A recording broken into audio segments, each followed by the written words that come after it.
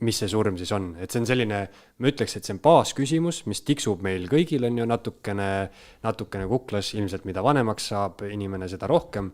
et ta on hästi tuttav küsimus ja kõik kuidagi oskavad sellega hästi samastuda, on ju, aga tavaline inimene ei hakka seda uurima, ei tee sellest enda karjääri, et kuidas sinul see huvi tekkis? Ja ma arvan isegi, et mina olen täiesti kindel endal, et maailm ikkagi nagu sudis mind selles suunas nii täie jõuga, et sa ei saanud muud teha. Aga et mul, ütleme, et mõned pidepunktid välja tuua, need on tegelikult palju. Et ükskord olin, eks ju, ise natuke üle 10 aasta tagasi Indias kuskil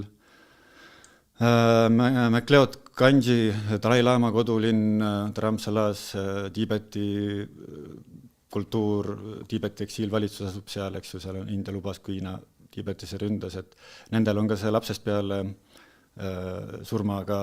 sõbraks saamise õpetus, ütleme, nende kloostrikultuuris, eks ju, et surm on väga tähtis hetk, et selleks nagu siis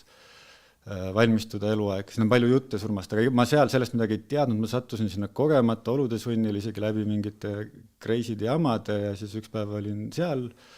linnas ja olin ka enne kuidagi mingis militaartsoonis ja kinni hoitud ja nüüd ka päris raske läbielamine oli mingi 6 aega. Ja siis seal tuli et vabas kohas, et võib ise ringi käia ja siis kuidagi esimese päeva jooksul tegin nii palju asju, võib-olla isegi unustasin söömata mägedes paari kildi kõrgusel, et õhtul päikseloojangul olin mingi oma hotelli katusele, seal ei ole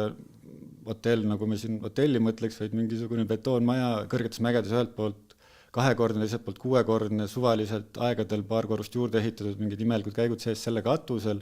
üks kõrge valge Himaalaja tipp ja siis pildistasin seda, sõber oli kõrval, et ilus päikseloojang on selle tipu peal.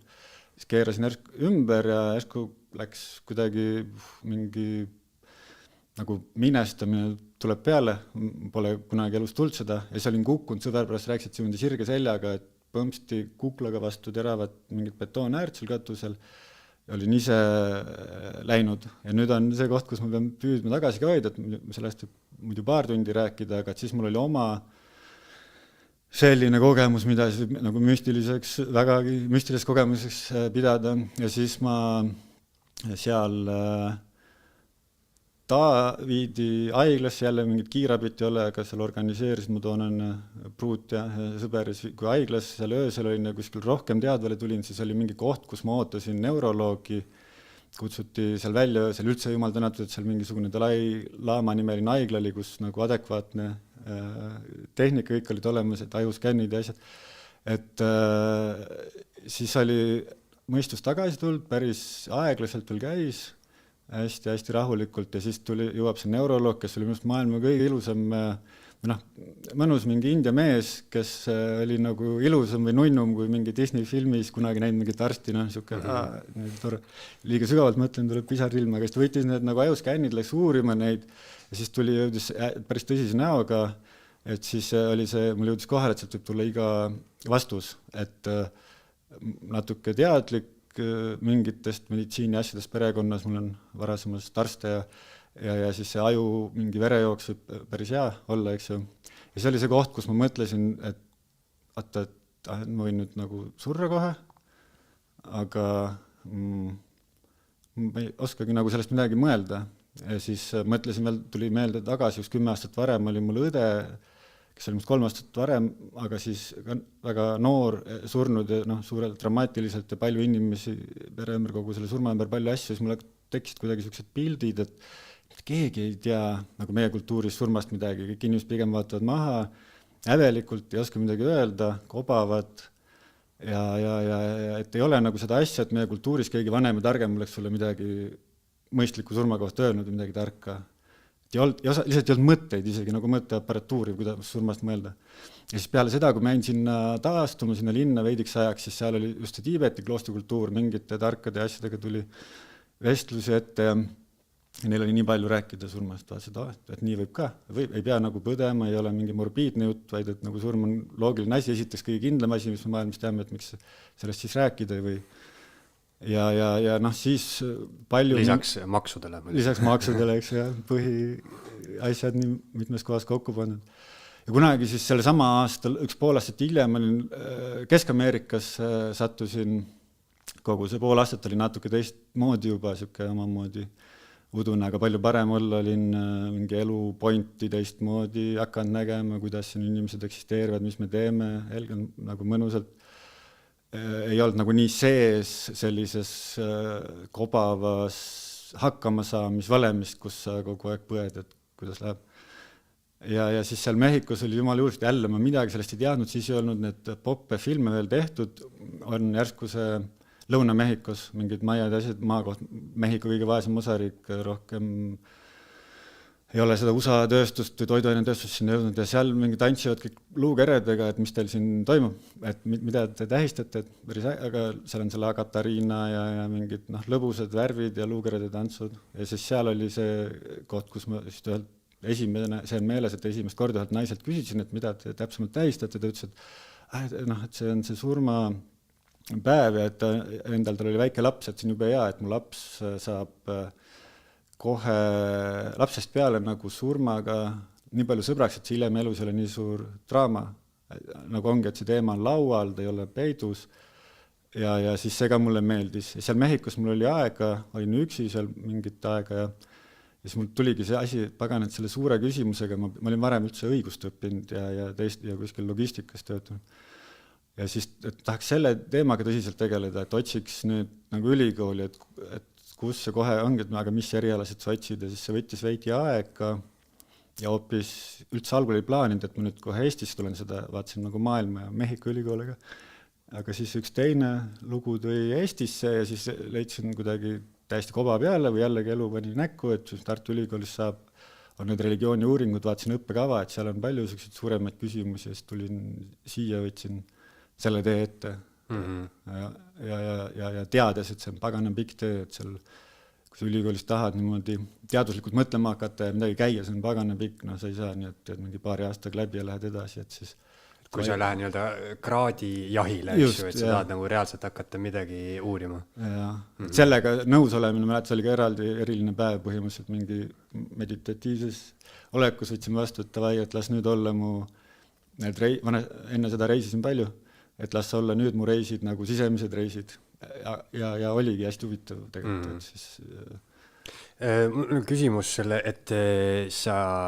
tegid seal Tiibeti mäel pilti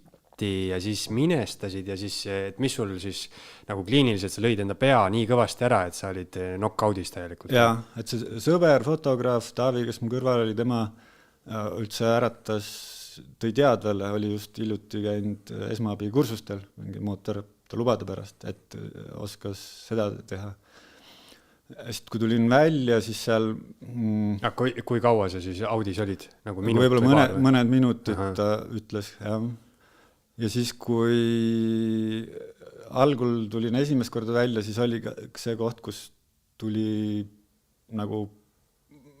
ma ei tea, mitte nagu tavaliselt inimlikult halb, aga nagu, et miks siin tagasi ja siis just nagu toimus hästi palju, aga see kõik läks ka meelest ära. Algul oli niimoodi, et nagu, mu pea sai sellise vist põrutuse ka, et mul läksid nagu inimlikud asjad ka meelest ära, tasapisi sellist kõik asjad meelest ära, et mu oma hotellituba oli seal mingi 20 meetri kaugusel, seda ei mäletanud ja varsti ma ei mäletanud enam üldse, et ma olen inimene, siis ma olin teadel, mingi aja bändi sinna kuskile kõrvale, siis mingi aja pärast talutati oma tuppe, siuke veriline lapp mingi peale, pikali pandud, siis kadusid kõik mõtted ära, päris huvitav, aga Oota, sa ei mäletanud, et sa oled enam inimene? Ma ei mäletanud, et inimene kui asi on olemas, see päris, ja see kestis nii aeglaselt ja pikalt nagu igavesti seal sees, et kui see sõber oli seal nurgast, hakkas ajama taga mu tüdruksõpra midagi, siis ma nägin nurgas istus nagu mingi kera või mis istus ja seal oli seda inimteadvust, sa tunnetasid, nägid ja see oli päris või hästi armas või mis viitis, kui sügavalt oma mõttega sinna lähen, võib jälle tulla umbes, et pisarsilm. Ja siis ta ajas seal midagi, see selleks, mina käisin, vahepeal vaatad kõik läbi nende seinade, oled kuskil, ma ei tea, edasi, tagasi. Aga sa ise kuidagi, kas sa nägid ennast ka siis kõrvalt või sa suutsid ma ei, mis nagu surmalähetuskogemustest, teistel on seda kehavälist kõrvaltnägemist, mingit rahulikku selget, minul ei ole meeles vähemalt. Aga nendes ruumides nagu vaatasid ringi, aga ma ütlen, mul on mingi arvamus, et see on nagu erinev nendest sellest standard surmalähetuskogemusest, sest see, ütleme, millest ma praegu veel kust kohast rääkida tahtsin, oli see, kus ma ei mäletanud isegi oma maailma või et kuskil on Eesti või et on India või et on olemas, et see ema, kellest inimesed sünnivad, üldse, et inimkujulised asjad on olemas ja täiesti nagu mingi energia väljas, aga siin samas ja näed, et see on see, et kui see pruut jõudis sinna uksele, ma ei tea, kaua seal aega võis minna, ma arvan, mitte väga vähe, siis see tuli ka siuke hästi nagu täis armastust, siuke kera sinna uksele, aga siis järsku läks nagu, ma ei tea, punasemaks oli niisugune mingi pingeline, hiljem analüüsid, et ta tegi selle ukse lahti ja nägi mind see verine lapp peal seal kuskil Indias, et siis sai nagu võib-olla ärritas või närvi. Aga oli see siis selles mõttes, et sinu jaoks nagu mingisugused visuaalsed kujundid nagu kerad ja värvid ja... Jah, nagu kera, aga ma põhimõtteliselt ei pööra sellele liiga tähelegi, aga nagu liikuv või nagu selline rasked asjad jah, et kuidagi nagu võib-olla eeterlik, aga hoopis mitte inimkeha kujuga, aga mingi munakujuga asi. Et ei kujuta ette. Ja siis, et seal sees ma tükki aja pärast, kui tuli esimene mõte, kui nägin jälle seda maailma, siin tuli esimene mõte, sai nagu sõnaline mõte, vaata, et kuidas me mõtleme, on sõnade keele kaudu, eks ju. Et tegelikult toimub veel hästi palju asju rohkem, aga me ei oska seda tähele panna, sest meil ei ole selle jaoks keelt. See on mingi lege selline point ka, et üldse kogu meie reaalsus koosneb sellest, mida me keelega saame tähele panna. Aga et siis kui see esimene sõna tuli ja siis seal kuskil pikka aega rahus sai mõelda ja tuli meelde, et ma olen mingi inimesena olemas ja siis proovid neid, et hakkasin nagu mure tuli, et kui palju ma aru saan, proovisin, et oskasin näiteks 1+1 arvutada hästi pikalt, läks 2 ja siis 2+2 pikalt sai mingi vastuse 3+3-ga enam ei osanud ja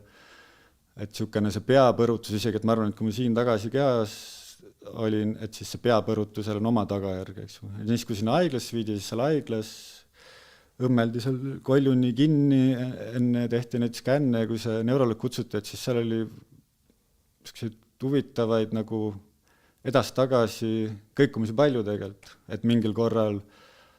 tuli selline asi peale, kus ma sain ka kogu oma elu nagu vaadata mälestustes, aga hästi rahulikult, et jällegi need surmalähedastes kogemustes räägitakse tihtipeale, et kuidas nagu kõik korraga või terve elu käib läbi. Mul oli niisugune võime, nagu, et ma võisin oma läbi elatud kõiki asju, kõik kui detailselt järgi vaadata, et siis isegi läks huvitavaks, vaatasin aina rohkem lapse ea poole, siis vaatasid oma mingid, kuidas seal lasteaeda, hommikul vanemad, ma jooksvad ringi tööl, hiljaks nad viivad autoga lasteaeda, siis kuidas ma seal võib-olla täitsa laste alguse poole ka proovid oma jalanusid ise jalga panna, aga nad tegelikult paned mingi vale ketsi seal oma see isik, vaata, mis muidu üldse meeles ei oleks, kus kunagine kodu, kus enam ammu pole elatud. Et siis kõik need detailid ja siis võtsin mingi stseeni, kus olid nagu laste laud, täiskasvanute laud ja olen oma seal mingi sugulase ja vanemõega, vanematel on uued külalised tulemas ja nad ei näe ja keegi tahab morssi, ma olin 3-4 aasta vahel ja siis esimest korda rasket morsi kannu tõstsin ja valasin õele, kui head tunnet selle üle, tundsid nagu mingi võit, vaata. Ja lihtsalt vanematel polnud korra aega tähelepanu, ajad seal lapsena suure, aga sa võisid selles momendis nagu absoluutselt igat asja, detaile, laud, lina, detailid vaadelda, kuidas tahad, et päris huvitav, et minu jaoks vähemalt kui siuke hästi pragmaatiliselt siuke, et kus vahepeal selgeks kodeeritud nagu teadlase mõtlevad, mida üldse saad võtta nagu arvesse, et siis see, et see nagu iga asi elus, kus sa oled läbi kogenud, et nende iga asja kohta on nagu täielik mälu alles, eks ju. Eesti esu.